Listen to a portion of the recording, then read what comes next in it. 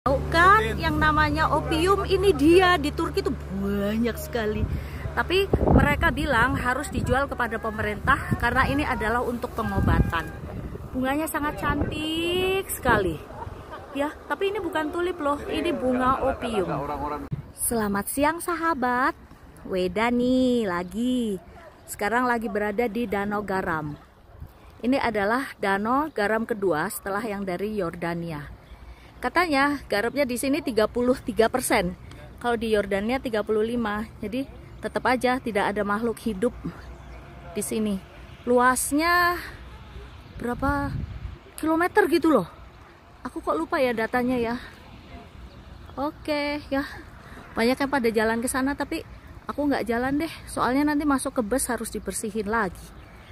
Oke deh, sekedar tahu dari Danau Garam namanya Tuz Gulu. Bye bye.